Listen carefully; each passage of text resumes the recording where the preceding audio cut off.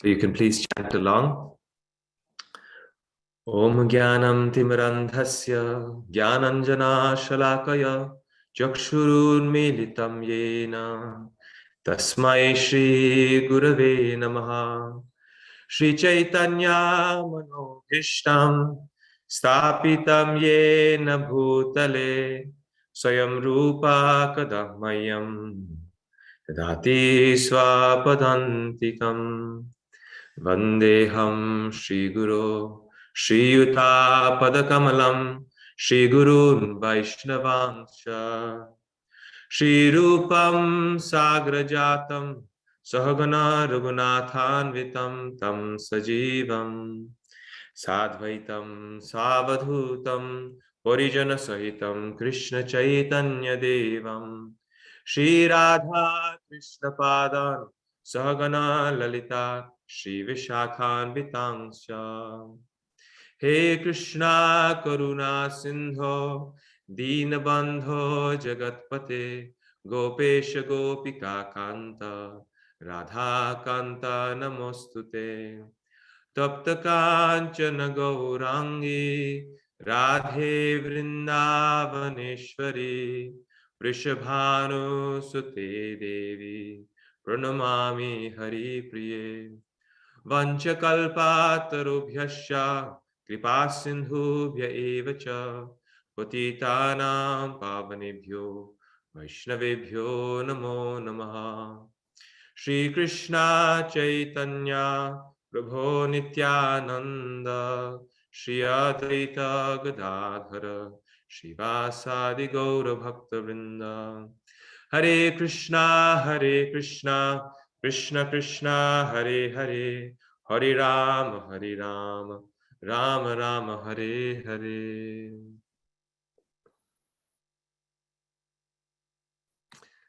So once again, welcome everyone. Today we're starting chapter 2.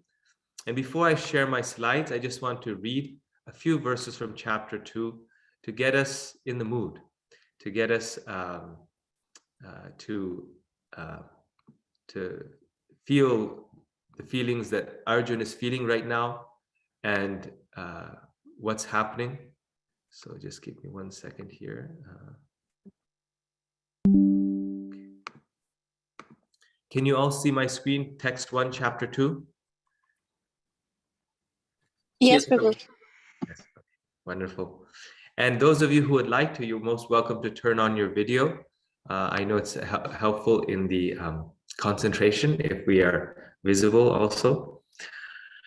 So Sanjay Uvacha Tam Tatha Kripaya Vishtam Ashrupurna Kulekshanam Vishidantam Idam Vakyam Uvacha Madhusudana. Sanjay said, seeing Arjuna full of compassion. Please remember to mute yourself. His eyes full of tears, Madhusudana Krishna spoke the following words. Shri Bhagavan Uvacha.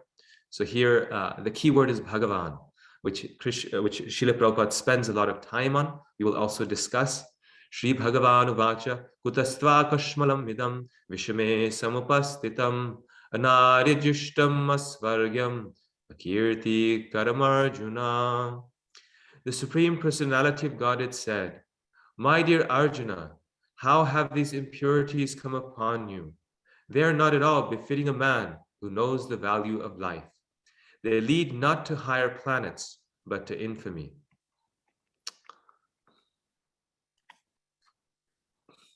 O son of Pritha, do not yield to this degrading impotence. It does not become you. Give up such petty weakness of heart and arise, O chastiser of the enemy.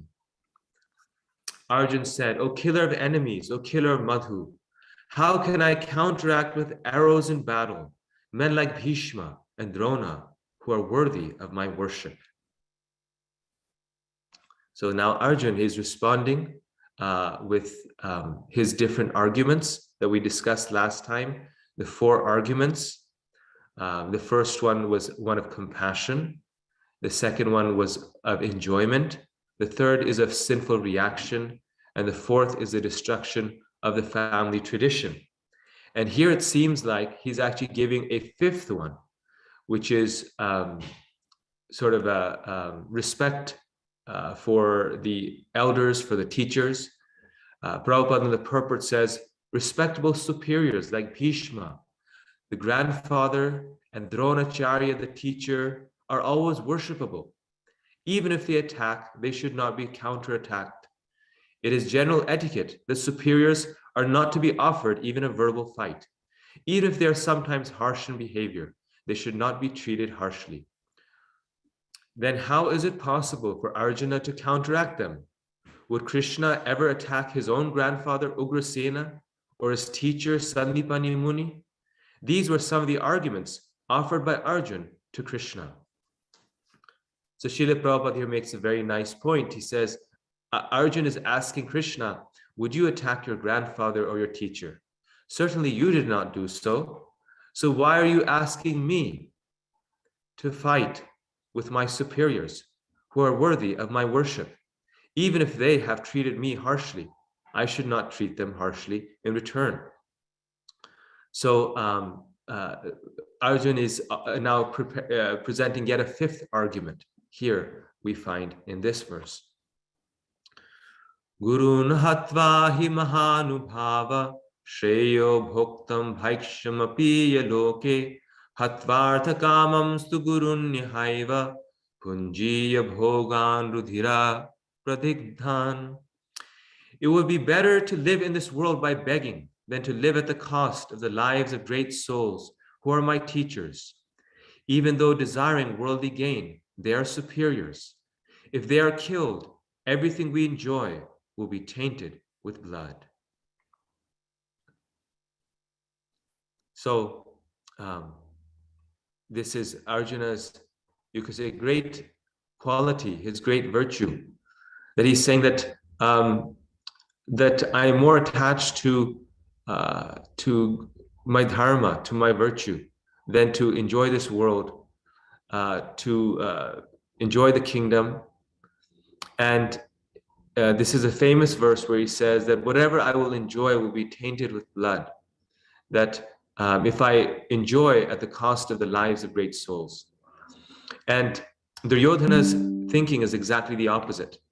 He is willing to fight to put himself as king at the cost of the lives of great souls like his grandfather, his teacher. He's fighting with Yudhishthira, who is the elder brother, the most noble representative of dharma. He's fighting against the Supreme Lord. But Arjuna is fighting for his rightful kingdom, yet he is thinking, even if I get my rightful kingdom, what will I gain if everything that I do is tainted with the blood of my superiors? What glory is that in? And Socrates actually says this, that a good life, he defines a good life, he says, good life is not one with material comforts and material enjoyment. A good life is a life that in which one gets a different type of pleasure, the pleasure of enjoying, having the satisfaction of doing the right thing, he says, which he calls virtue, that pleasure of doing the right thing. And this was very much the example, the nature of the Pandavas in general. On many occasions, they had the opportunity to kill Duryodhana, like when they were in the forest. Duryodhana was very weak, very vulnerable at that time. He was drunk, and he had offended the wife of a Gandharva. And so it was a very easy time to kill him. They also had the support of the Gandharvas at that time, who were very powerful. But they did not, because Duryodhana at that time was king and they had taken the vow of exile. And one may question, why didn't they do that? It was, an opportune moment. Duryodhana is an evil person. They didn't do that because it was not the right thing to do. And it was precisely because they had this great, because they were so virtuous and such great souls, that they had the power that they had. So they had the power to kill him, but where did they get that power from? It was precisely their dharma that gave them that power. So if they gave up that dharma, then they would kill Duryodhana, but they would lose the very power that allowed them to be the great persons that they were. So Yudhishthira, Arjuna here, we see that their satisfaction in life, their strength came from their practice of dharma, which ultimately the parodharma, the highest dharma, is devotional service to Krishna. But that devotional service to Krishna involves a lot of sacrifice. It involves the practice, inclusion of dharma as a whole. And here we see that quality in Arjuna being manifest, that he is willing to sacrifice his own enjoyment for the benefit of others, for the cause of others, that, let the soldiers, let the people, let everyone be happy if I have to sacrifice my happiness. Let my superiors, the elders, be happy if I sacrifice my happiness.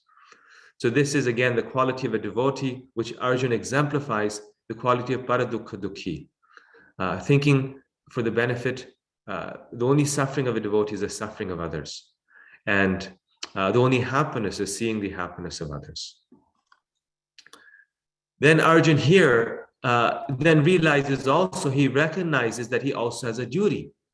He's fighting against evil. So what is his duty at this point? So then he presents his problem to Krishna. He says, nor do we know which is better, conquering them or being conquered by them. If we killed the sons of Dhritarashtra, we should not care to live.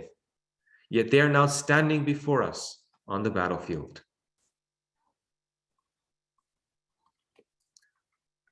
So he's saying, we don't know which is better, because if we allow them to conquer us, adharma will prevail in this world.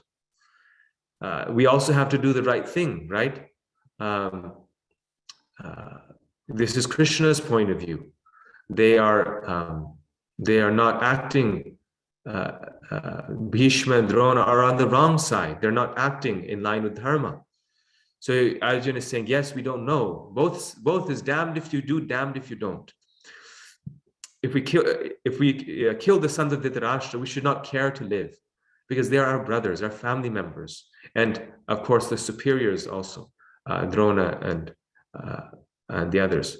Yet they're standing before us. It's our duty to fight as warriors. So the Kshatriya dharma also, not just that they have to fight for righteousness, but the Kshatriya dharma also is that if they're challenged for a war, they're obliged to fight.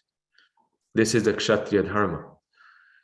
So the challenge for war came from Duryodhana. This is a historical fact in the Mahabharata. He challenged them for this fight. He challenged them for the game of dice also. So they're obliged to fight. Otherwise, they're not fulfilling their Kshatriya dharma. Just like we see, Bhishma had to fight with Parashuram.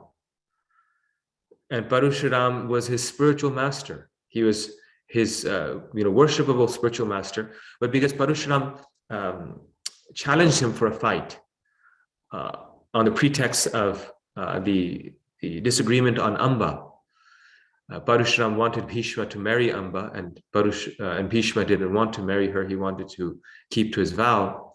Parashuram challenged Bhishma, and although Parashuram was a spiritual master, because Bhishma is a Kshatriya, he was obliged to fight with him. So then he fought with him and pleased Parashuram in that way. So both things were very important. And so now this is the very opportune, very central moment of the Bhagavad Gita, which is the most important moment of the Gita, and it's also the most important moment in a devotee's life. It's the most important moment in the conditioned soul's journey in the material world. And that is when we become fully frustrated. We don't know what to do. And we can relate with this situation, right? Damned if we do, damned if we don't. We don't know what to do. We are materially exhausted. And at that point, Arjun is then in that situation, and he says these famous words. Karpanya doshopahata svabhava prichhami tvam dharma samudacheta yat shreyasyan nishchitam bruhitan me shishyasteham shadimam tvam prapannam. Now I am confused about my duty and have lost all composure because of miserly weakness. In this condition, I am asking you to tell me for certain what is best for me. Now I am your disciple and a soul surrendered unto you. Please instruct me. So when a person becomes very confused, or a person becomes very desperate and sees no solution, then they lose their composure. He says, now I am confused about my duty and I have lost all composure because of miserly weakness. He's recognizing that due to my weakness, I'm not able to do the right thing. In this condition, I'm asking you to tell me for certain what is best for me. Now I am your disciple and a soul surrendered unto you. Please instruct me. So at this point, he accepts Krishna not as his friend, but as his spiritual master. Now he says, Krishna, I have given up. I don't know the right path, because both paths I see as causes of misfortune. Both directions, if I go, it's unfortunate. So you tell me, please, what I should do. And I'm your disciple and a soul surrendered unto you. And Srila Prabhupada writes in the purport that when a soul accepts the pure devotee of the Lord or Krishna as their spiritual master, it is at that point that that soul can then receive true knowledge. It's at that point that actually guidance and real spiritual knowledge can be revealed to that soul. Up until that point, Krishna pulls back. Until we know that I know it, until we think that, until we feel that I know the solution, I know the answer. I am very intelligent, I am very learned. Until that point, we cannot get real spiritual knowledge. And this is why Krishna, until this point, never instructs Arjun.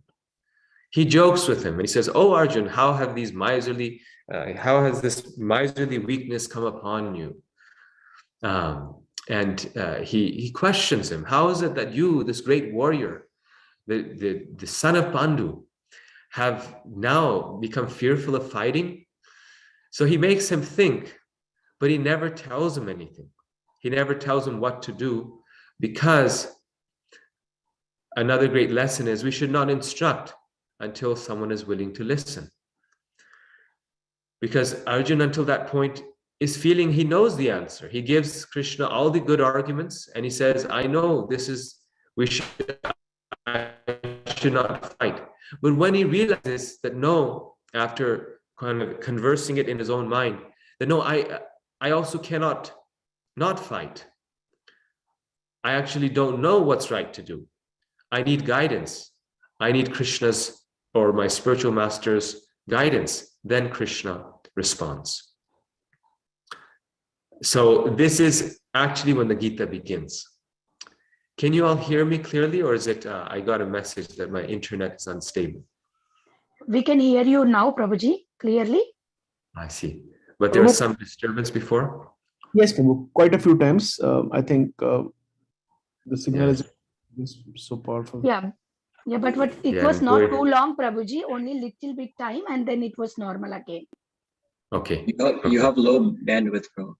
And Yeah, I did not have any problem, Prabhu. I mean, I don't know. I think it's probably few people, devotees, but I didn't have any issue.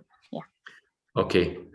So actually, since the bandwidth is less, if your video is on, maybe we can turn it off. The problem is from my side. My bandwidth is here a bit low compared to what I normally have. And if it continues, let me know. Then I'll try to connect with my phone, which might be better. So let me know if the problem continues. And I can also turn off my video, which will help, obviously. So, yes. So here, the Gita begins, Arjuna is fully perplexed. And then what does Krishna begin with here?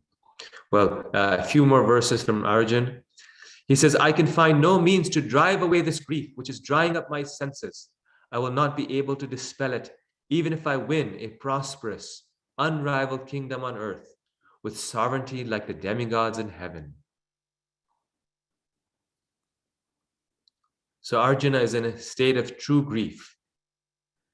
He's not someone we cannot relate with. Just like we feel grief, he is feeling grief. Sanjay said, having spoken thus, Arjun, chastiser of the enemies, told Krishna, Govinda, I shall not fight, and fell silent.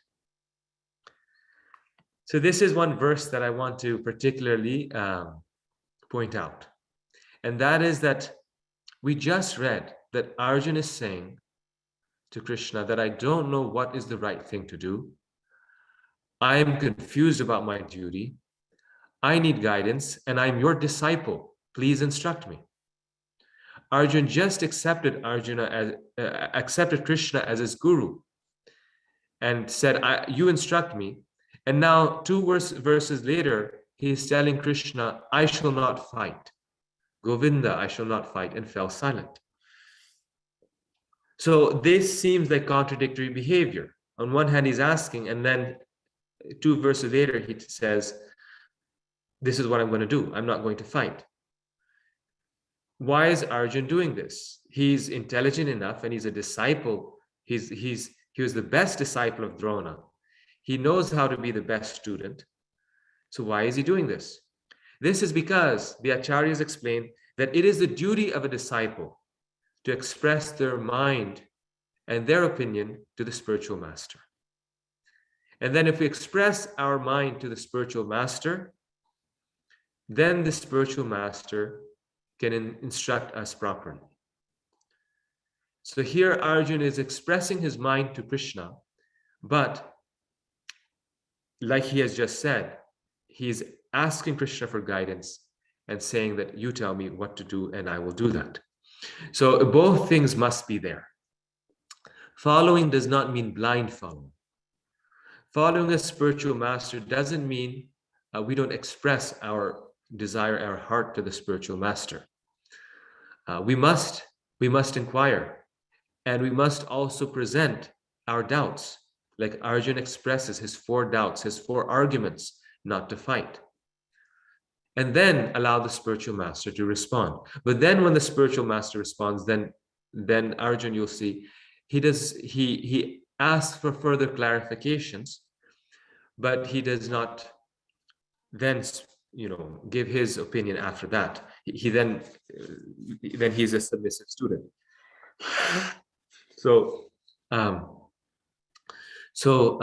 the idea is that Arjun here is illustrating the ideal disciple. He is taking shelter of Krishna, and part of that taking shelter is expressing his mind to his spiritual master, who is Krishna, and is earnestly and sincerely requesting a response. Another great message here in the Gita is that only the spiritual master can relieve us of the most difficult challenges in our life. That is the special prerogative, the special role of the spiritual master, that the spiritual master is empowered by Krishna to help us in that way. And for our small day-to-day things, we can go to different devotees and not disturb the spiritual master for everything. But when this disciple needs guidance, it is their duty to go to the spiritual master and surrender to him. Prabhupada here in the purport says, this is a very amazing purport. He says, Dhritarashtra must have been very glad to understand that Arjuna was not going to fight and was instead leaving the battlefield for the begging profession. But Sanjay disappointed him again in relating that Arjuna was competent to kill his enemies. So Sanjay was a devotee, right? So he says, Arjun is the chastiser of the enemies. He's not doing this because he's feeling afraid. This is not the reason why he's having second doubts. Fear is the last thing in his mind. He alone, everyone knew, alone he conquered all of the Kauravas during the exile, including Bhishma and Drona. He won them in battle. Although Arjuna was for the time being overwhelmed with false grief due to family affection, he surrendered unto Krishna, the supreme spiritual master, as a disciple. This indicated that he would soon be free from the false lamentation resulting from family affection and would be enlightened with perfect knowledge of self-realization or Krishna consciousness, and would then surely fight. Thus, Dhritarashtra's joy would be frustrated, since Arjuna would be enlightened by Krishna and would fight to the end. So Dhritarashtra would have loved if Arjuna would have surrendered or allowed Duryodhana to kill him very easily and not have any loss in terms of the death of his own sons. But Sanjay is saying, look, this is not going to happen because Krishna is there. And also, being a great soul, Sanjay could understand that Krishna will relieve him from his false lamentation resulting from family affection.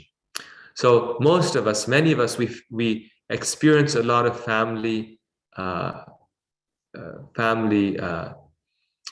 problems. This is for most people, this is, the most common challenge that they have is family disputes, family conflicts, the loss of a family member, family lamentation. And this is the heart of Arjuna's challenge here as well. And therefore the Gita is so relevant, because now the knowledge that Krishna gives is immediately in response to that. And Krishna's words, what is his immediate response, is very significant. And so please hear it very carefully, and then we'll go to the slides. These verses, as you can see, are just so nice that there's no better way to cover this than just to go through these verses. But it's very key what Krishna responds with, and how he immediately goes to the root of Arjuna's problem. So next verse, O descendant of Bharata, at that time Krishna, smiling in the midst of both of the armies, spoke the following words to the grief-stricken Arjuna. Shri Bhagavan Vacha Ashochanan Vashochastvam Prajnavadangsha Bhashase Gatasun Agatasuncha Nanashochanti Pandita. The Supreme Personality of Godhead said, while speaking learned words, you are mourning for what is not worthy of grief. Those who are wise lament neither for the living nor for the dead. So those who are wise, they never lament for the living or for the dead. And you're mourning for what is not worthy of grief, which is the body. Just recently, one devotee that I know, was experiencing some family troubles, and he went to his spiritual master, and he took guidance from his spiritual master. And it's very interesting that the first guidance that his spiritual master gave was practice detachment, vairagya. That first of all, become a little detached. That will help you overcome your grief. And then once you overcome your grief, then there'll be more clarity of mind in terms of what to do. So this is Krishna's doing the very first thing. He's saying, first of all, become detached from the body. We have strong bodily attachment. And it is this attachment to the body that causes so much pain, lamentation. And this lamentation clouds our intelligence, our faculty of discrimination.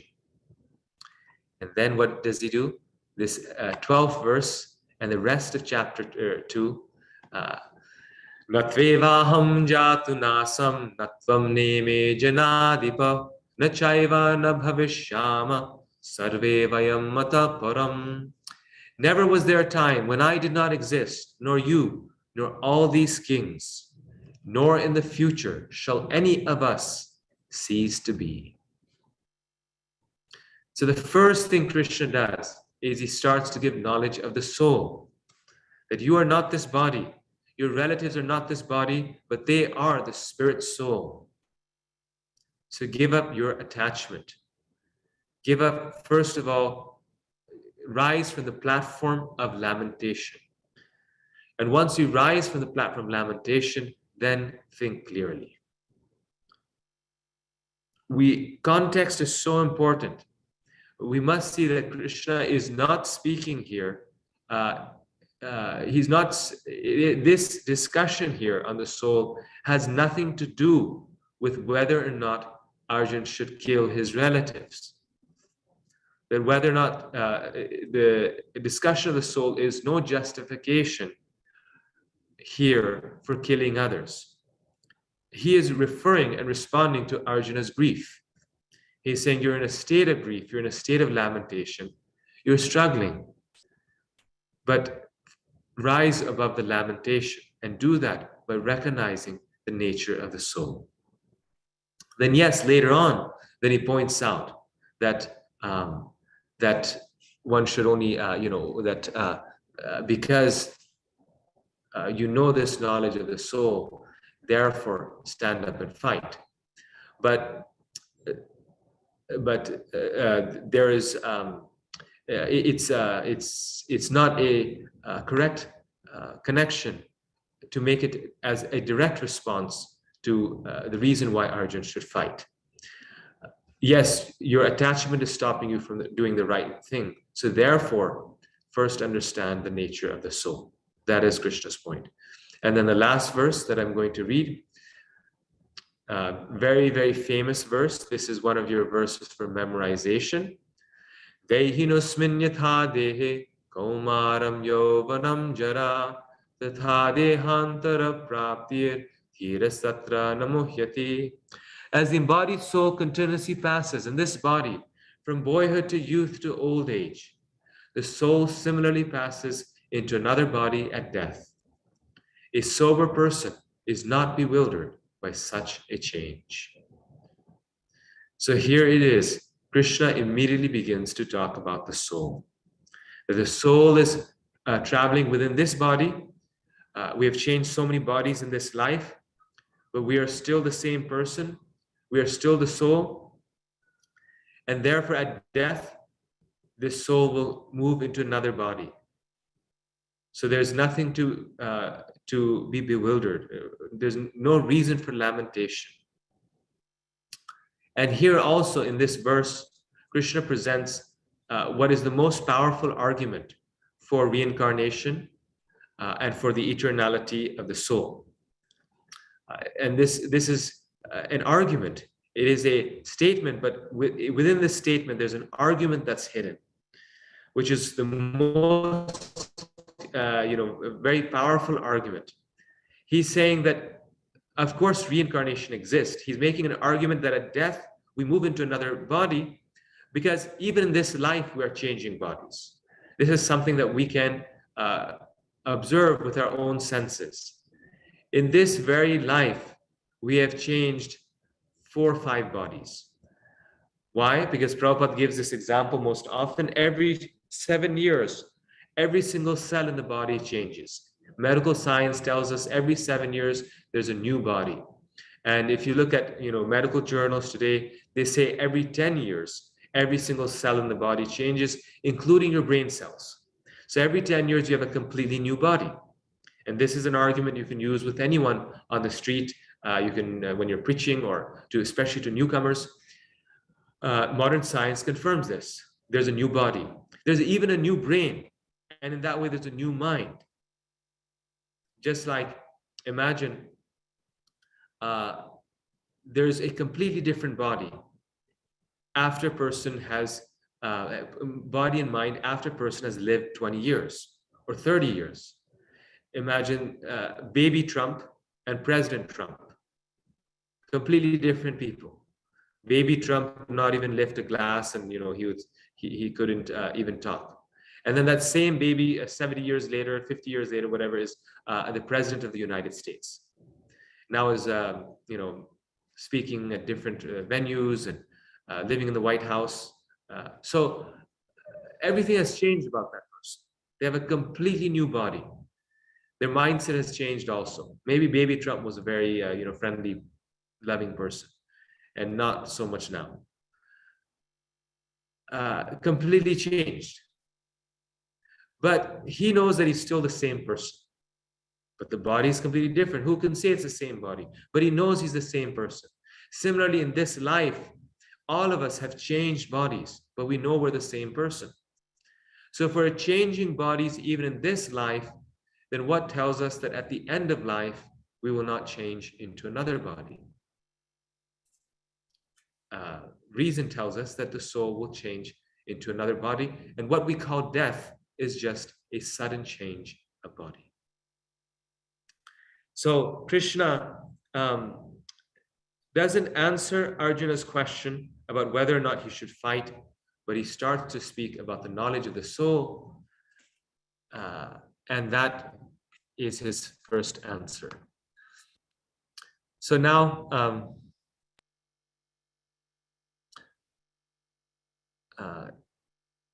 is my voice breaking again? No problem. It's not breaking. Okay.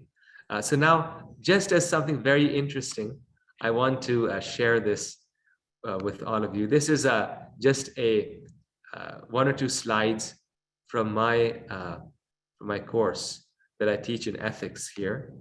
And this is, I'm just bringing it in because it's very interesting. Here we go. I've been talking about Socrates a lot recently, right? And this is why.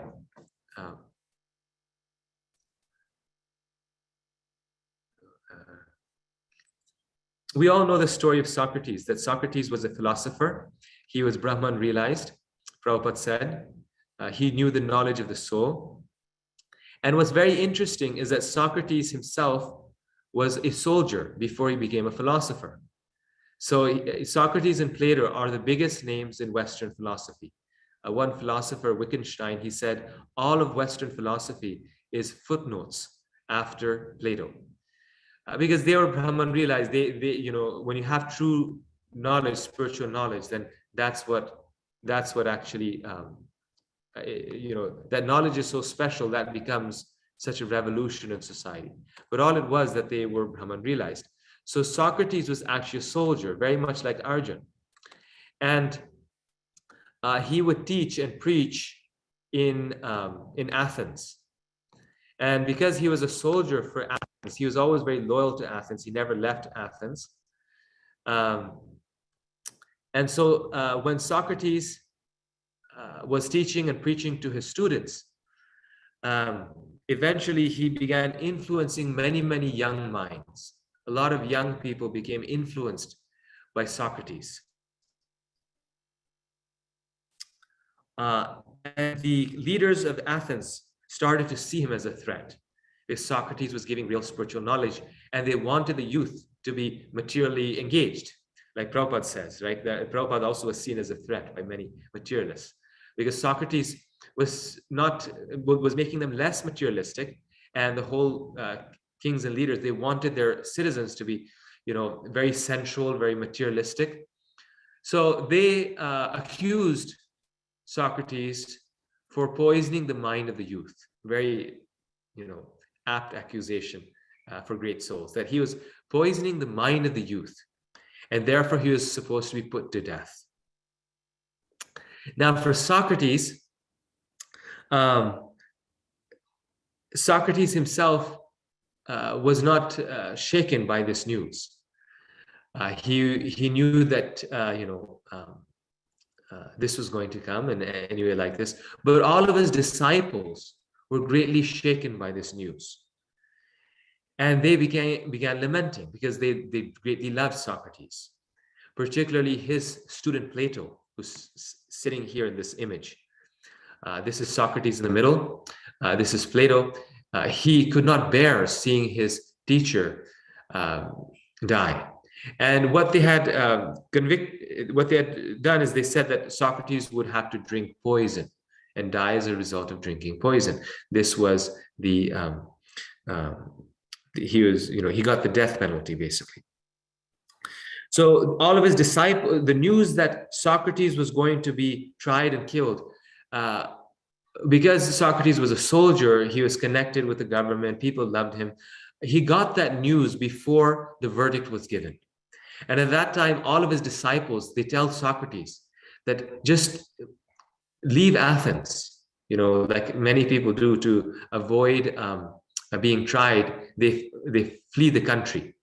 Many whistleblowers and things like that, they fled the country before they were tried, and then this way they avoid prison time or whatnot. So they said, just flee the country. Your life is more important. What's the use of being here if you're just going to die? But Socrates says, no, I won't do this. Why? Because where did it go here? This is because this is what he preached. This is what he taught. Virtue for Socrates meant to question the meaning of life and to keep one's integrity while searching, and to not be swayed by one's physical longings or fear of unpleasant situations or concern for comfort. The good life, therefore, is not a pleasant life in which people seek gratification for the sake of having a good time. The good life is strenuous, but gratifying in its own way, because one knows that one seeks and sees the truth, and one is in control of oneself. So for Socrates, the good life was one in which one keeps one's integrity in all situations. And more importantly here, Socrates, he says, Socrates states that some things are more important than life itself, such as being true to one's principles, no matter how others may feel about it, holds the key to what Socrates seems to have considered the good life or life worth living. So for Socrates, some things were more important than life itself, such as being true to one's principles. And this was his philosophy of virtue. And now this was a situation in which he could practically show it by example, that, he's not going to lose control of himself due to fear of death. Many cultures take the position that someone's life cannot be judged until it is over, that the ending helps define how people think of the life spent. This is something Prabhupada also said, that we can know a person's life by the way he dies. How does he remember Krishna at the time of death? In the case of Socrates, it seems fitting that his life is judged in the light of his death. In the face of adversity, in the ultimate situation beyond his control, he seems to have remained in full control of himself.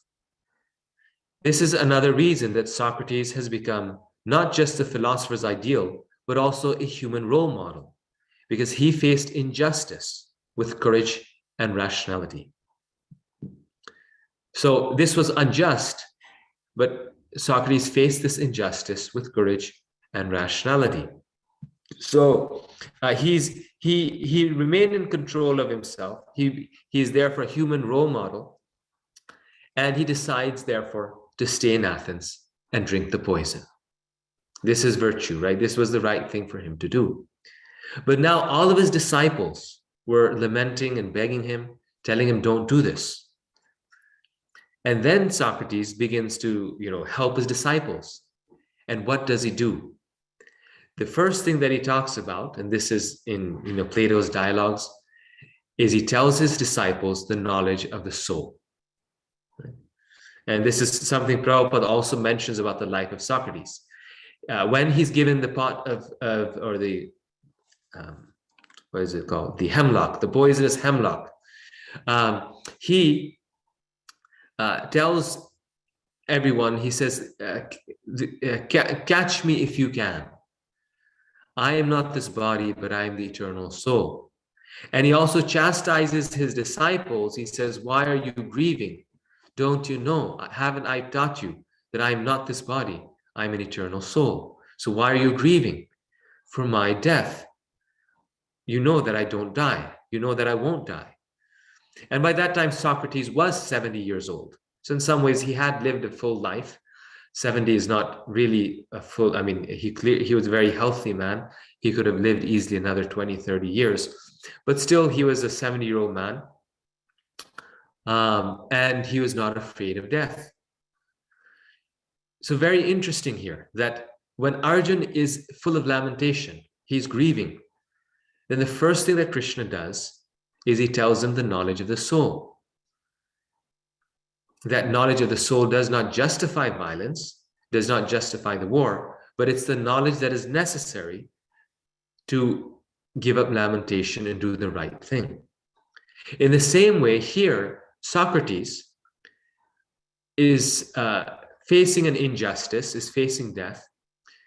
His disciples are lamenting, and the first knowledge that he gives them is the knowledge of the soul. Now, that knowledge of the soul does not justify the fact that he's being wrongly poisoned, right? He's not saying that, you know, what the Athenians' leadership was doing to him was correct. The knowledge of the soul does not justify why he should give up his life and drink the poison. But the knowledge of the soul is what is his response to his disciples' questions. His disciples say, but this is wrong, this is unjust that they're giving you poison. Then to that Socrates, he responds, he says that yes, what they are doing is wrong. But for me to run away is also wrong. And so he says, two wrongs don't make a right. So this is what he, so he was convicted of impiety by the Athenian courts. Rather than renounce his beliefs, he died willingly, discoursing on the immortality of the soul before drinking poisonous hemlock. So he died discoursing on the eternality of the soul. Okay, so Krishna is doing here the same thing. Now, just to focus on some of the main points, we won't finish chapter 2 in one class. It's the longest chapter in the Gita. It's very, very foundational. So we will take 2 weeks on this chapter. So here we have chapter 2. Can all of you see my slides? Here, chapter 2. Yes, Prabhuji.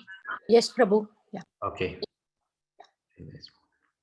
So Arjuna's spiritual journey starts with surrender, right? We all saw this.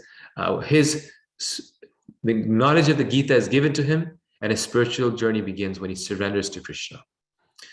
Arjuna approaches Krishna in a mood of humility and desperation, accepting him as his guru. Krishna explains the science of the self. He details the practical application of such wisdom. He concludes by describing the symptoms of one who has fully realized such truths.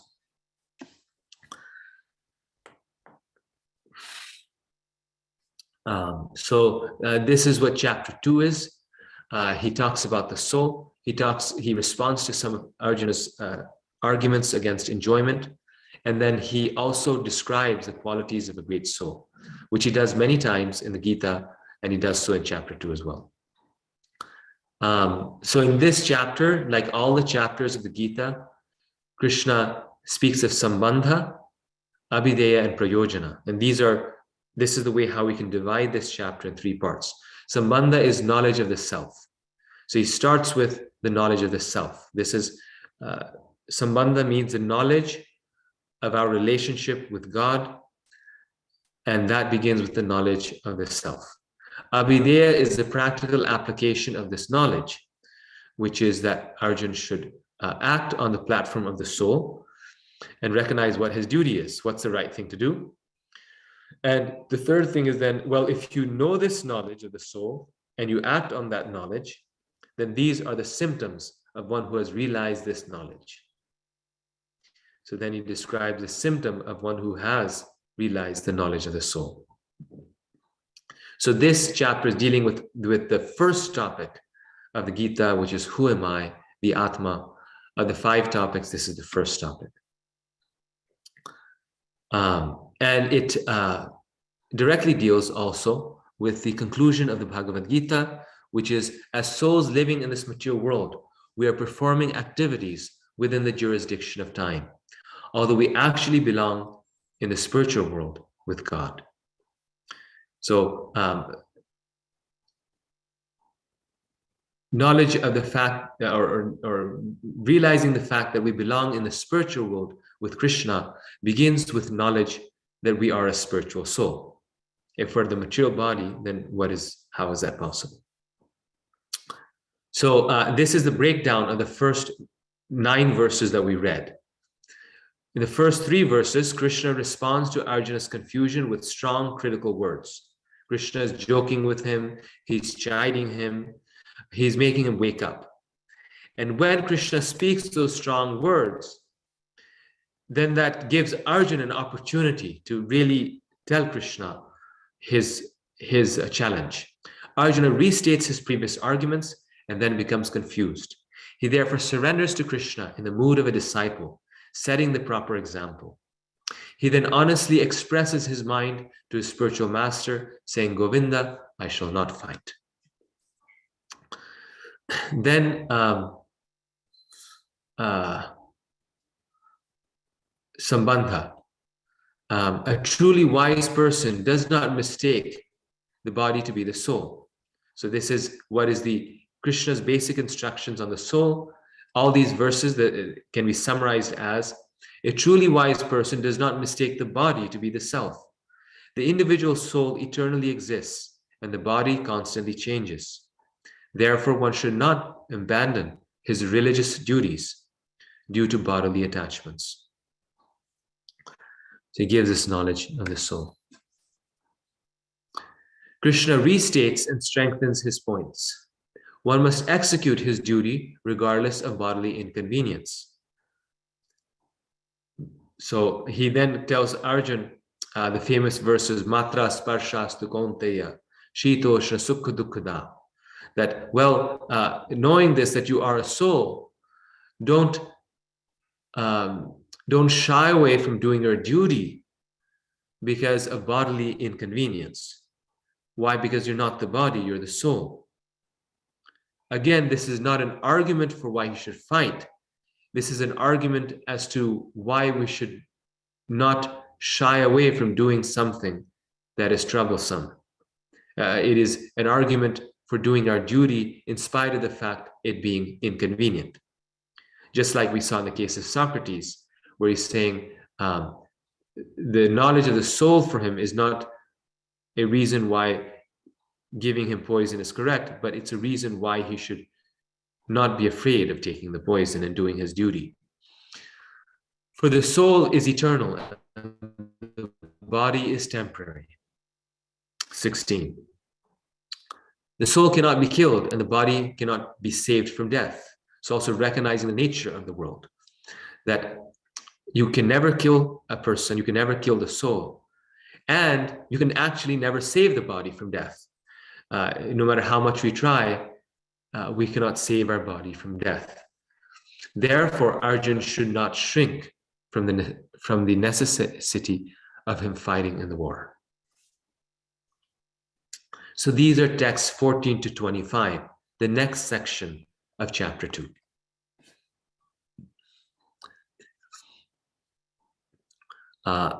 Krishna reiterates these points from different angles and quotes Shastra to support his opinion. He then explains that the soul is impervious to all material transformations. For the soul, death is simply a change of body, as commonplace as a change of clothes. So Krishna, the way he speaks is very much like a teacher. He gives the knowledge But then, and this is throughout the Gita, it's important to realize, but then he doesn't, go very sequentially and give the knowledge and then stop and then speak about something else. No, he gives the knowledge and then he re-emphasizes the point. So he's already said that, the soul is eternal, we never die. But then again, he comes towards the end of this section in verses 22 and 25, and he re-emphasizes the point that the soul is eternal and death is simply a change of body, just like we change clothes. The famous verse of the Gita, Vasang sijirnani yatha vihaya navani grihnati jaroparani tatha sharirani vihaya jirnanyanyani samyati navani dehi. This is saying that the body is just like clothes. Just like we change clothes, we change bodies. Therefore, Socrates, because he knew about the nature of the soul, therefore he was saying that the comfort of or the situation of the body should never be a consideration in terms of performing our duty. And this is what Krishna here is also saying. Krishna addresses the following doubt. What if, as many philosophers say, there's no soul distinct from the body? So even at that time, there were also very many materialistic philosophers. So question and answer, right? Question and answer. So Krishna answers Arjuna's question by saying you're an eternal soul. But then the question comes up, well, what if you're wrong? And we're only this body. Like the modern materialists say. They say we're just matter. At that time, the name of the materialists were the Charvakas. And the Charvakas, they are materialistic philosophers. They said we're just chemicals, just like people say today. So to that doubt, which Arjuna has in his mind, Krishna responds. And he says, even if this is true and there's no soul, Arjuna should still fight. Am I breaking up again, or is it clear? You're clear, Prabhuji. Clear, okay. Thank you. It's clear, Prabhu. Yes.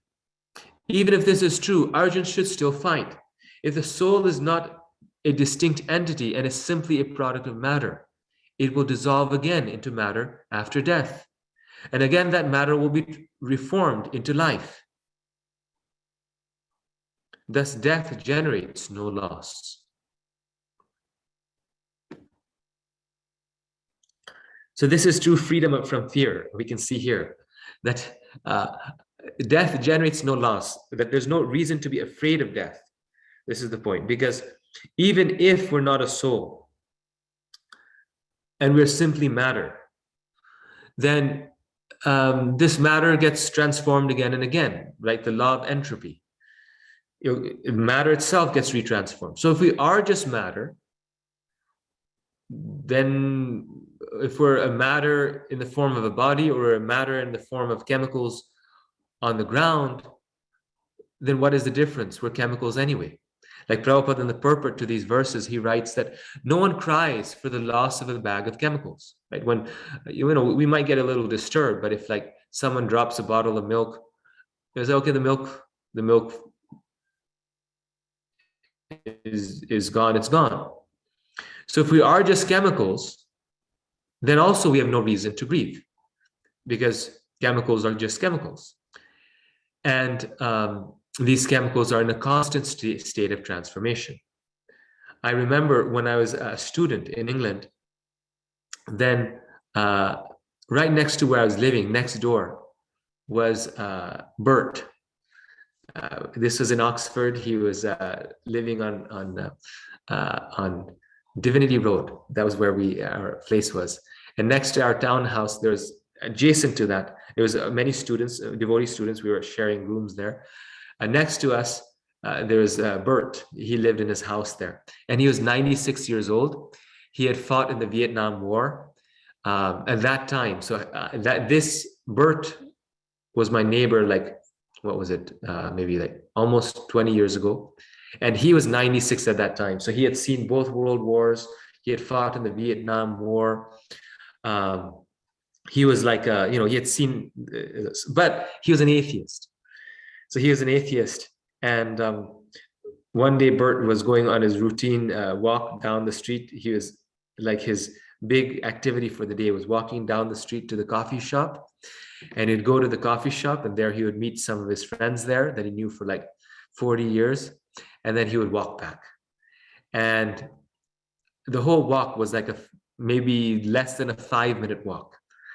But it would take him about 1 hour each direction. He would walk like 10 steps, and then he would sit and catch his breath. And then he'd walk another 10 steps. So he'd walk down, and then he would spend like 2 or 3 hours at the coffee shop, and then he would walk back up. So as I was living there, at a certain point, it became very clear that Bert was nearing his final days. And so one day he was sitting outside in the front on his porch. And I asked Bert, I said, Bert, what do you think happens after death? What do you think will happen after you die? Because I know you mentioned you're an atheist, you don't believe in God. So what do you think happens after death? And Bert said, immediately he had his answer. He said, I have faith in nature, he said, and in the chemicals of my body. He said, my chemicals are eternal. And so when I die, my chemicals will stay. The chemicals will stay on as part of nature, and then nature will revive them. So everyone has to have some meaning in life, something that is eternal. And meaning means eternal, because temporary things are meaningless. And so Bert, even though he didn't believe in the soul or God, he had faith in the eternality of his chemicals. He said, my chemicals will stay.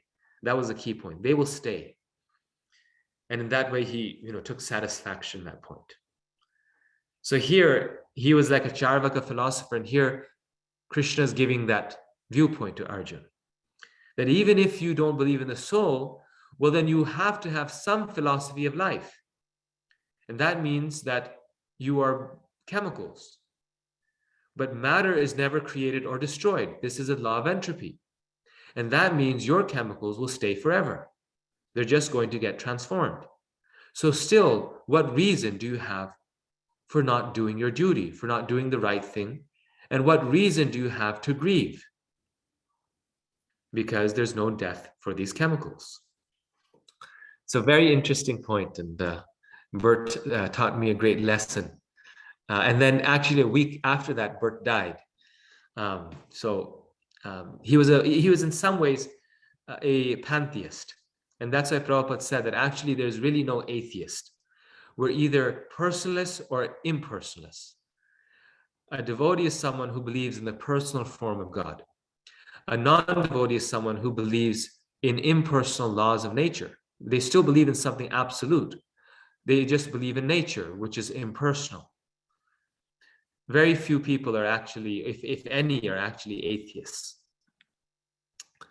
So on this point, even if there's no soul, Krishna says the idea that there's no distinct soul is merely the creation of a group of philosophers whose insufficient minds are bewildered by the imperceptible and amazing soul. So Krishna also makes it clear that, well, even if you believe in this, there's still no reason not to fight. He makes it clear that he does not accept this philosophy of materialism. And he says this by this verse saying, some people describe the soul as amazing. Others see it as amazing. But others, even after thinking about it, they cannot understand it. So that's their loss in some ways. So Krishna makes it very clear that he doesn't accept this philosophy. He's just saying that even if you don't believe in the soul, still do your duty. But he gives very good reasons that we are a soul and we're not just chemicals. Factually, the soul is a distinct, indestructible entity living within the body. All spiritual knowledge begins with the knowledge of the soul. And this is why Prabhupada said, he said on many occasions that if we can establish in this world the existence of the soul, people's spiritual lives would begin and the world would be a better place. So many lectures that Prabhupada gave. He was, a prema bhakta, Prabhupada was, an associate of Krishna who was seeing Krishna's pastimes at every moment. But most of the lectures, if not, at least half of the lectures that Prabhupada gave were simply on the difference of the body and the soul. So many of his lectures were just on the soul. Why? Because this is where spiritual knowledge begins. If there's no soul, then how can we relate with the idea of a God or of eternal life? If we don't want to be eternal, if we don't know that we are eternal, why will we aspire for anything else other than our present, immediate, mundane pleasures? If there's no eternal life, if there's no life after death, why will we try to be a virtuous person? If there's no life after death, why will we fear being sinful or evil? And it's precisely that modern science and modern philosophers are destroying the idea of the soul. It's precisely for this reason why they're destroying the idea of the soul, because if there's no soul, then you're not fearful of doing sinful activities, right? There's no fear of sinful activities. If you're a body, then, eat, drink, and be merry. Enjoy your senses, enjoy your chemicals as much as you can. Life is just about the enjoyment of chemicals. But if you have another body and you may suffer as a reaction of your present activities, even if you don't believe in reincarnation, if you may suffer in terms of heaven or hell, or in terms of good fortune or bad fortune, then you'll be afraid of what you're doing. You'll be God-fearing. So all good qualities, all piety, all spirituality, all fear of doing the wrong thing comes from is based upon the foundational idea of the soul. If we don't have that idea, it's hard to do anything. Then in text 31 to 38, Krishna responds to the idea, he responds to Arjun's argument of happiness. So until now, he's responded to the argument of compassion. Now he does so in terms of happiness. Arjun argued that the war would bring him unhappiness. Here, Krishna shows that abandoning the war would bring him unhappiness by creating an infamous stain in Arjuna's Kshatriya reputation. Fighting in the war, however, could bring only happiness. Win or lose. If Arjun loses, he goes to the heavenly planets. And if he wins, he enjoys the earthly kingdom. So, like a very expert spiritual master, Krishna is speaking on all levels.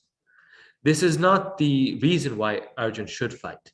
He's not giving this actually as a reason why we should do things ultimately. But he's saying that even if this is your reason, that you are concerned about happiness, he's saying, if you lose, you go to heaven. If you win, you don't lose your reputation. And for a kshatriya, for a warrior and a king, dishonor is worse than death. Not for everyone, but remember, he's the king of the world. Because another principle is that for a devotee, honor or dishonor doesn't mean anything. And Krishna says this so many times in the Gita. He says, one who is sober or firmly situated, who is undisturbed in infamy or praise, in honor or dishonor, that person is a sage, right? So Krishna is not, concerned about honor or dishonor, and he makes it clear that the ultimate knowledge or spiritual realization is to be unconcerned with anything material, including honor or dishonor. But given Arjuna's role as the king of the world, the very way that he will lead is if he wins the honor of his citizens, right? His very dharma nature as a king requires him to not become infamous. because an infamous person cannot lead. So he says, this abandoning the war will only lead to infamy. You won't get the benefit of fighting, you won't go to heaven, and you won't also enjoy any happiness in this life. All your happiness in this life is finished. And so your argument of happiness, therefore, is a weak argument. That's his point. His point is not that, well, therefore, because this will make you happy, you should fight. Because Krishna very clearly makes the point that you should not fight for yourself. Your illusion is due to because you are seeing whether this is good for me or not. But see, is this my dharma? And ultimately see, is this what the Lord wants me to do? That is bhakti. Ultimately fight for devotion, for Krishna. So Krishna is, that's his ultimate argument, or his only argument as to why Arjuna should fight, is ultimately bhakti. Fight out of love for Krishna, fight out of love for the living entities. In other words, act on the spiritual level, do your duty as a service to God, and your service to God is, in this case, doing your duty. But like an expert spiritual master, Krishna speaking on different levels, and so here he's simply, destroying, you could say, Arjuna's argument of happiness. In fact, happiness comes from pleasing Krishna. Krishna concludes by stating that Arjuna should not make his decisions based upon material happiness. Rather, he should fight for the sake of pleasing Krishna. So happiness is a consideration in performing an action. This is a fact. Ultimately, why do we even become a devotee? We become a devotee to be happy.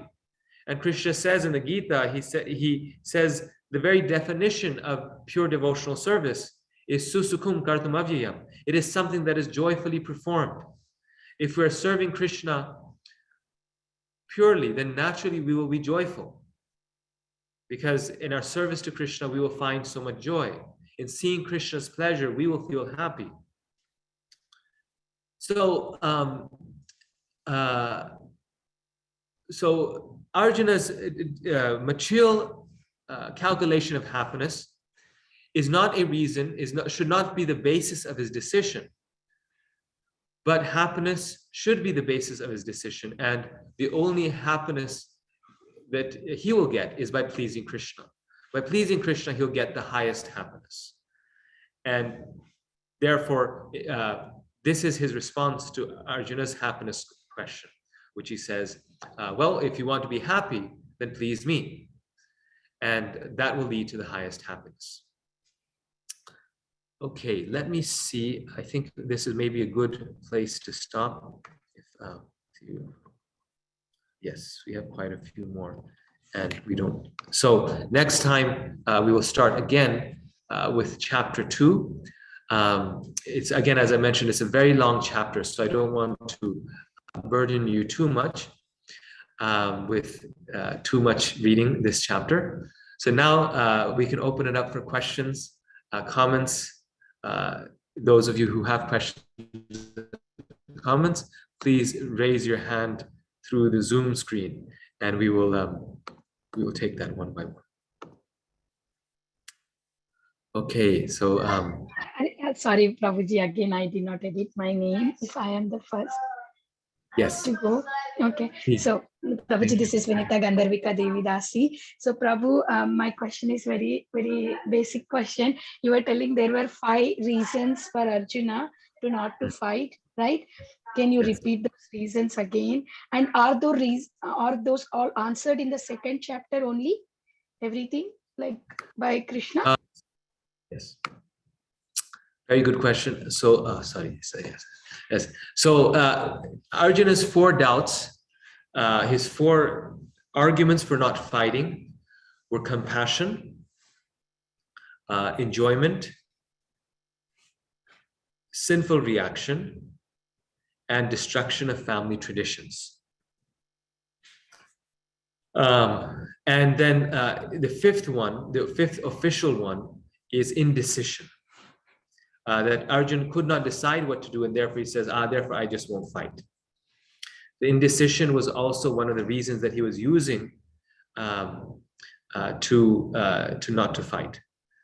And I was also mentioning in chapter 2, Arjun seems to raise yet another reason, and that is that on the other side of the war were his superiors. So he thought that, well, not fighting was yet another, another reason to not fight was he did not want to fight with his superiors, who are not worthy of fighting. So these were the 5 reasons. And now Krishna in the 2nd chapter, yes, one by one, he responds to each one of Arjun's arguments and tells them why his arguments are valid, but why fighting is actually the true correct response to his concerns. Thank you, Prabhuji. Thank you so much. Thank you. Hare Krishna. Purnamasi Mataji. Hare Krishna, Prabhu. Thank you for the wonderful class. I think from last class, I had one question which I actually forgot to ask you regarding Drona's reason to kind of back up Duryodhana in the battle. I felt it was more because of his attachment to Ashwathama, who was close to Duryodhana, that he kind of went on the same path. But yeah, and I know you mentioned that he was also getting obligated, taking more than needed charity or whatever from Duryodhana. So is it the only reason, Prabhu, or is it also Ashwathama played a role in that? Ashwathama didn't play a role in as to why Drona. I mean, I've never seen any of the acharyas or Prabhupada mention that as a reason as to why Dronacharya fought the battle. He fought in the battle because of these reasons, which I mentioned. Mm-hmm. Ashwathama had actually, since you mentioned it, he had a natural rivalry towards Arjun, because Ashwathama was a son of Dronacharya, and he always wanted to be the greatest warrior, and he knew his father could make him the greatest warrior. But his father made Arjun the greatest warrior because Arjun was the best disciple, and being you could say, a unbiased teacher, an ideal Brahmana, Dronacharya made his best disciple the best warrior. So Ashwathama very gladly fought on the other side because of his envy or jealousy towards Arjun. But the reason why Drona fought was because of his consciousness. Prabhupada specifically says his consciousness being polluted by eating Duryodhana's food. Okay. And this is why our most important principle is chanting Hare Krishna, but what we eat, eating Krishna prasadam, is also very important, because if we eat food from the wrong place, our consciousness becomes influenced. It is a fact. I've experienced this in my own life. If you eat food that is coming from a materialistic source, you get material desires as a result of it. Like after that, you'll notice your senses are agitated, you get material desires, because the sinful desires of the person who's cooking the food, if they are eating meat or materialistic, that those desires actually enter into that food, and then they enter into our consciousness. This is not just a fantasy. It is actually a spiritual principle. So that's the main reason. Yeah, thank you, Prabhu. And the one more thing, realization for today's class was, I really loved the point wherein you said Krishna, till Arjuna took the place of a disciple, Krishna did not instruct him. He was just, just saying, hey, why are you lamenting and what are you talking? But he did not come to the point of instructing him. I mean, in our we can kind of apply this in our personal life, where we tend to give some unsolicited advice and put ourselves, in this thing. I mean, Krishna knows everything, yet he did not choose to kind of tell, hey, this is what you need to do, or this is not you should be doing, unless Arjuna came up and really, asked him in submission and said, hey, I really need Krishna for you to guide me here. So that's a good takeaway for me from this class, Prabhu. Thank you so much for that. Thank you very much, Mataji, and for sort of emphasizing that point. Thank you for your realization. That's why the Gita, I've come to realize, is so it's so comprehensive. Like there's an answer for everything in the Gita: how to be a disciple, how to be a teacher, and it's very compact, so it's easy to miss the things in the Gita, but it's very, very much present there. And thank you for bringing that point into focus. Yes. Yeah, because my husband would always say that, I'm not going to say if I'm, unless I'm asked. And I used to look at it that you're not being helpful or you're being arrogant. But his point would be, no, I mean, if they come and ask, and they would be in a mode of submission, or they would be more open to what I'm saying. If you don't, if you're giving unsolicited advice, it's like, why are you even telling me? Did I ask you? I mean, those kind of things also come up, like when we deal with people around us, right? So when they ask Yes. us, it truly comes from a place of they need your help. Yeah, thank you so much, Prabhu. Yes. No, Krishna later on also says that this Gita should not be shared with those who are unfaithful, meaning that if we are faithful and we're open to hearing, only then this knowledge should be shared. Now, Prabhupada in the purport there gives an exception. He does say that the devotees are so merciful that even though they're not asked, even though they are not, they don't find a willing audience, they still try to give that audience spiritual knowledge.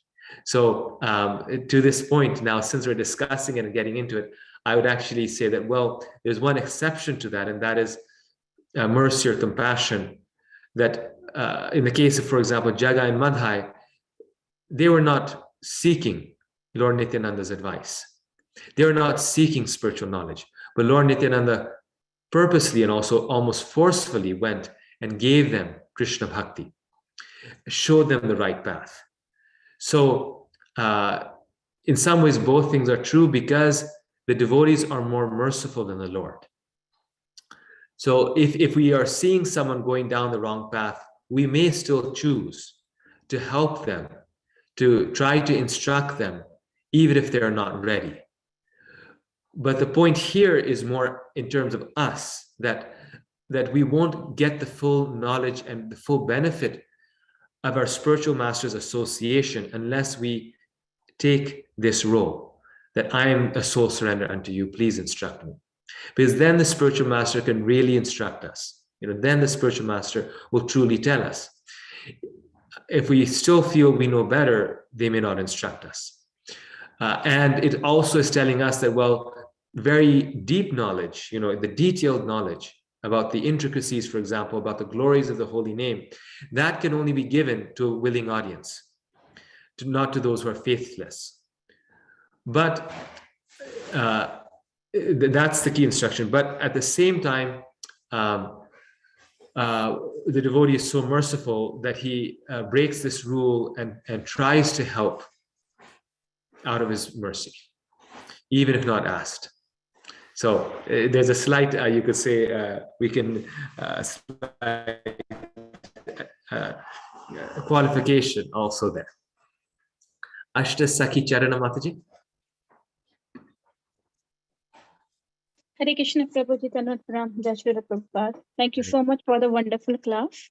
My question is, before you said that when you take the food from outside, everything that's not prasad, so you should not take it.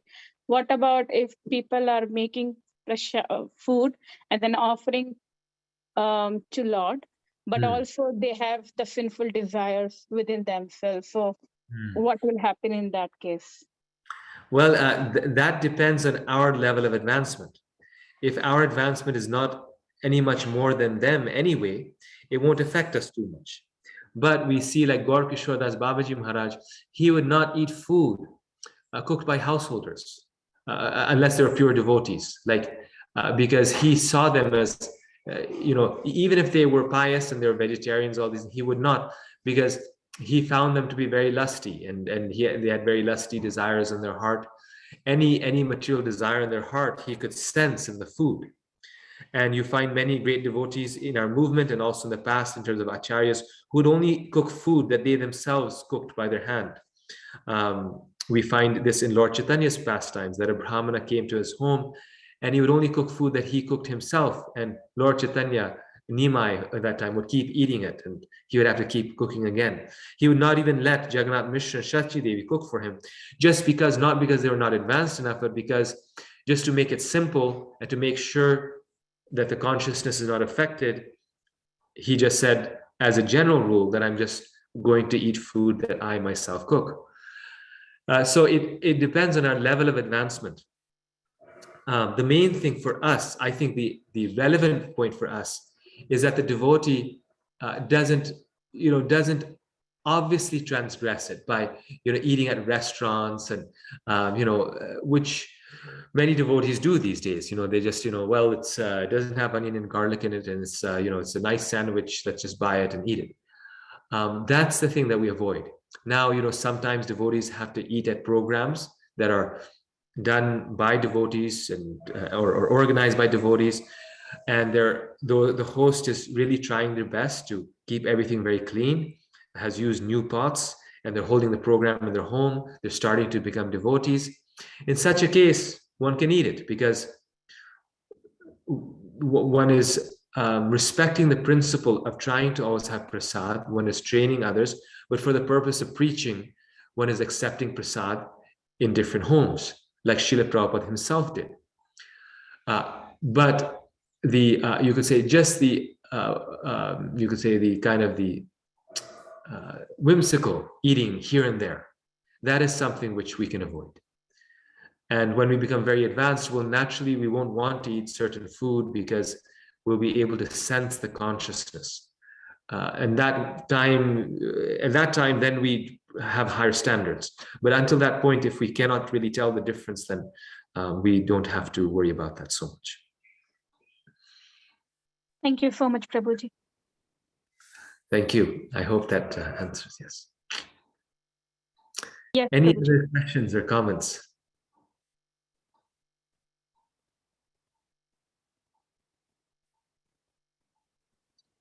Hare Krishna, Prabhu. Hare Krishna. Hare Krishna, Randy. Very nice to see you. So I have a question over lamentation. I'd like for you to just kind of clarify between what is, maybe, for lack of better words, healthy attachment, or say unhealthy detachment, because being a human being, having families and stuff, we have to have some degree of attachment. A mother has to be a child to take care of them. Partners should be attached to each other in the sense that they want to serve one another. So when it comes to lamentation, I understand to not lament over chemicals, to not lament over the physical, but it kind of reminds me of Arjuna's compassion, and also his fourth argument about the degradation of family life. If you don't have this degree of compassion and care and attachment, things could get unbalanced. So rather than lamenting over the physical, like loss of somebody, is it okay to lament over times and experiences and memories? Is this a normal part of healthy spiritual progress as well? I hope that is kind of explained clearly enough, but thank you. No, that's an excellent question. I mean, I'm so glad, and it's a very deep question, because on one hand, Arjuna has lamentation, which is not something that is being supported here by Krishna. On the other hand, he has compassion, as you're pointing out, which is something that is glorified. That's his very quality of his devotee. And that compassion is connected with attachment. He's attached to his teachers, to his relatives, and that's something also very natural. It's part of being human, as you said. So keeping all these points in mind, your the question that you started with is how much lamentation is okay, or how is that expressed? Prabhupada actually addresses this in a few different places. Some places are in the Bhagavatam. He says lamentation and attachment is good and is okay until the point that it does not degrade us. That's the key, the breaking. That's the key point where a devotee, even an advanced devotee, has feelings of attachment towards his children, to his family, his wife, his husband, and that is human and natural. But the devotee will not be so attached that it pulls him down to the platform of anger, lust, and greed. And that's the hard part, and that's the difference between a devotee's standard and a devotee's vision or mindset and the materialist. They're attached, they'll care, they'll love their family members and do their duty towards their family members. But if things are not able to be in their control, or they're slipping out of their control, then they're not attached enough that they will get so anxious that they'll not be able to think of Krishna, or they'll become so angry that they'll lose self-control, or they will lose their mind, or they won't be so attached that they have to give up their Krishna consciousness to keep that attachment. So, a devotee can even be attached to a non-devotee in a relationship and have no problem with it, as long as the devotee can do their basic Krishna consciousness. They are only obliged to give up that attachment if that person who they're attached to forces them not to follow the principles of Krishna consciousness, or not to follow or be able to practice their spiritual life, which is essentially, even a material principle that's taking away someone's freedom. So if someone takes away another, their spouse's freedom, or their children's freedom, or their parents' freedom, then obviously one has to limit that relationship in some way.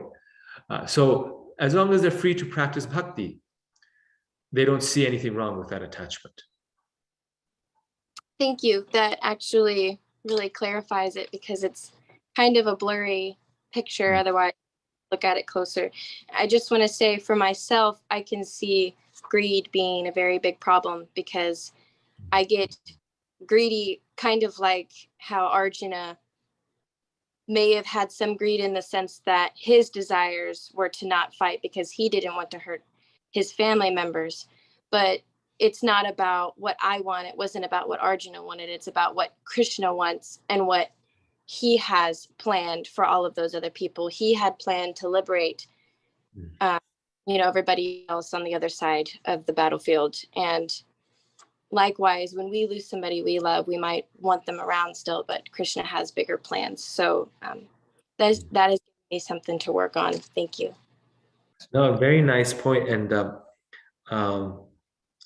let's see, Arjuna's attachment before with his grandfather Bhishma and Drona was never a problem. Krishna never checked him. Arjuna especially had a very affectionate relationship with Bhishma, very close. And that's the hardest war for Arjuna in the battles, fighting with Bhishma.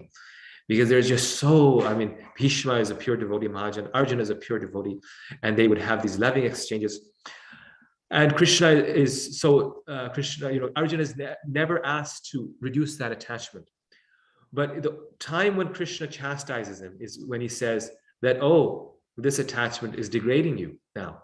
It's stopping you from doing the right thing, from doing your duty. And so now this attachment is a material attachment. You see, so his attachment only came into question when it stopped him from doing his devotional service, doing his service to Krishna, which of course was not easy. So Krishna also understood. And Arjuna, being the greatest devotee, is setting the greatest example. Most of us in our life will not be asked to pass the test that Arjuna passed. And so Arjuna is actually a wonderful example of this. where that's why specifically Krishna uses the words, how have this degrading impetus come upon you? Because now that attachment is pulling him down. Thank you so much. That was very enlightening. Hare Krishna. Thank you. Your question was enlightening, and that was very nice. Thank you. Rashi, Mataji. Hare Krishna Prabhu. Thank you so much for the enlightening session.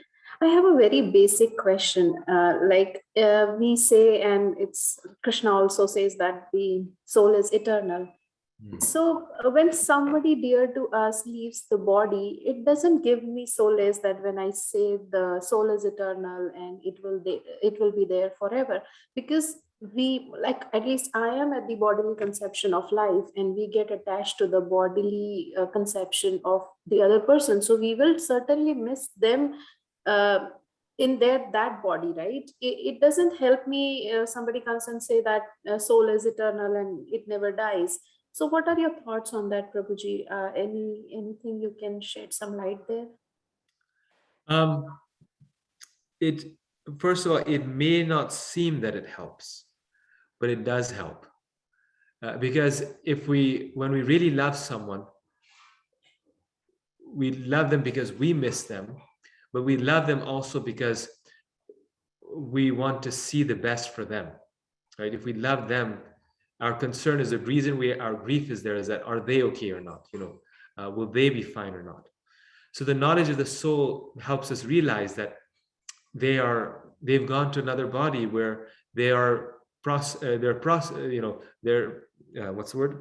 Yes, prospering there. Now in maybe a young person's body, maybe now in a very nice family of devotees, or maybe now in the spiritual world. So if they are prospering, then why should I be selfish enough to want to keep them here in this material body? So the only grief of a devotee would be, like you're saying, even knowing that they are a soul, the grief would be that, oh, this soul was not a devotee, and so therefore maybe they're suffering in some body. And so therefore I should pray for them, I should chant for them and help them. That could be a reason of grief. But if we have the true knowledge of the soul, then our concern is for their well-being. And if they're eternal, that helps us. If they're not eternal, then we'll truly feel sorry for them because they are not able to enjoy more and now they're dead. But if they're eternal, they're still enjoying, right? Let's say if I'm, someone in Ukraine in the middle of the war, and then in my next life I get born in Hawaii, in a beautiful island with nice family and parents and everything. Certainly that would be a more fortunate situation to be in. And I would feel more happy. So in the same way, we have to see, well, what situation has that person left? And knowing that they're the soul, where have they gone to? So the devotee doesn't have lamentation for the body, but the devotee may lament if that person did not get the opportunity to be a Krishna conscious person. And out of that lamentation, try to help that person as much as possible. Yes, your point is also correct that also just the knowledge of the soul doesn't help us as much as realizing that knowledge.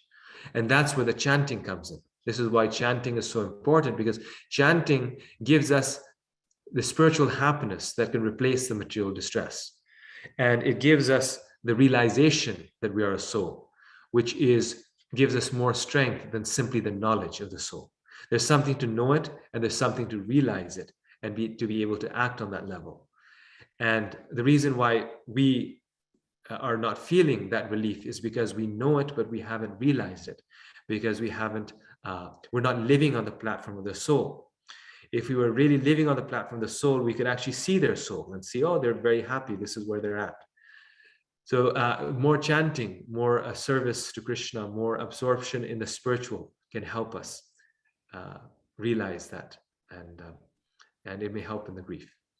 Very nice, Prabhu. Thank you. So it makes me realize that I need to do a lot of work to get to that platform. So thank you so much. It makes sense. We all do. Yes, we all do. Even though we know that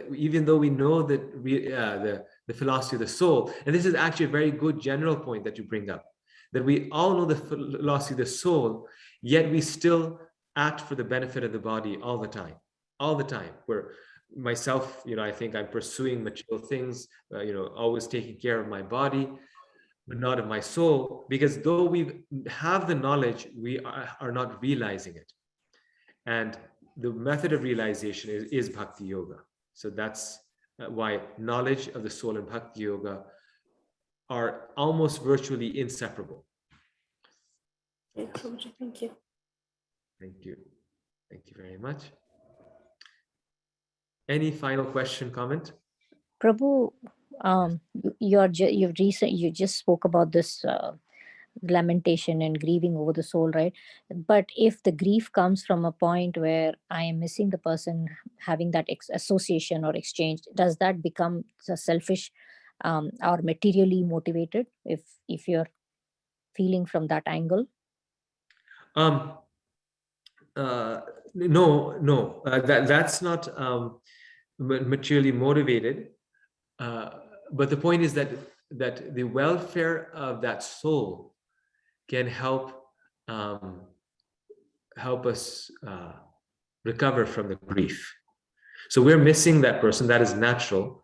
But if we're only thinking about the fact that we are missing them, that is a little selfish. But the main point here is that if we are thinking, now this soul is in a more fortunate situation, and this is better for the soul, that will allow us to recover from the grief. Got it. Okay. Yes. So them being in a better place gives us solace to kind of move on. Okay. Thank you. Yes. It's very nicely said. And Prabhupada says that the devotee feels affection and lamentation when another devotee passes away because they feel separation from that devotee's association. So even amongst devotees, like for example, Arjun, he's crying like anything when Abhimanyu dies in the battle. Abhimanyu is his son and he's lamenting. And so someone may ask that if he's a pure devotee and he's self-realized, why is Arjun crying when Abhimanyu has died? He is crying because he will miss the association of that great devotee. And due to missing that association and their service that they do together for Krishna and their relationship on the basis of that service, Arjuna is crying. And so therefore devotees will also lament at the passing of another devotee family member or just another devotee. And oftentimes devotees cry more when a devotee passes away than if a family member passes away. Like for example, if their spiritual master leaves the world, that sometimes becomes the most painful incident in a devotee's life, more than any other person leaving this world, because of the deep relationship they have there. Like when Prabhupada left, so many of his disciples were devastated in a way that they were not devastated when their own parents left, or maybe when their own family members left, because of that spiritual relationship.